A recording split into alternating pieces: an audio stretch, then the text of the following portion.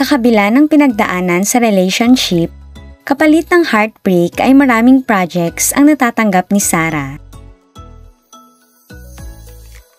Strong independent woman nga ang sabi ng mga fans. Deserve daw nito ang mga endorsement dahil blessing ang kapalit ng pinagdaanang problema.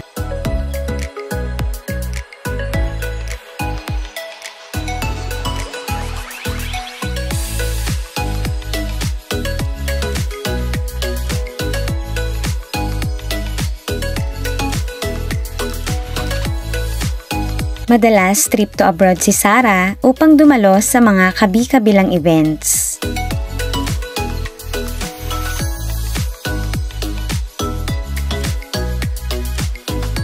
Blooming ang mami kahit na single parent. Deadma lang siya sa mga bumabatikos sa kanya. Hindi daw siya affected at mas masaya pang araw kahit siya ang laman ng mga chika. Pinagtatawanan na lang niya ang ibang lumalabas na mga maling impormasyon tungkol sa kanya. In fairness kay Sarah, kahit na maraming chismis ang lumabas, hindi ito nagsalita ng mga hindi magaganda laban sa mga taong hinihila siya pababa. Focus lang sa goal na ipagpatuloy ang career dahil ito talaga ang pangarap niya.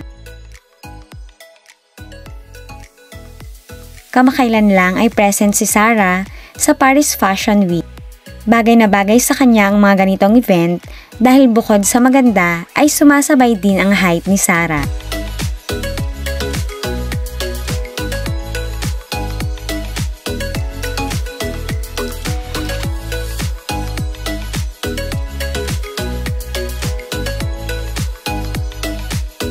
Thankful siya sa kanyang mommy and daddy na nakaalalay pa rin sa kanya at isa sa nagbibigay ng lakas ng loob para may pagpatuloy ang pagiging single parent.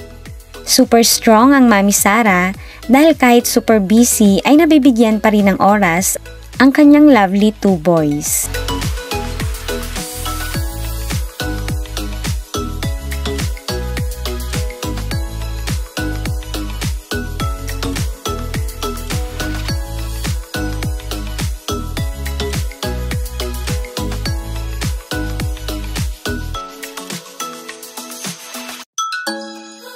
Wish ng followers, eventually magkaroon din ng lifetime partner si Sarah dahil deserve niya ang pure love. For now, ang new love ni Sarah ay ang kanyang career and family.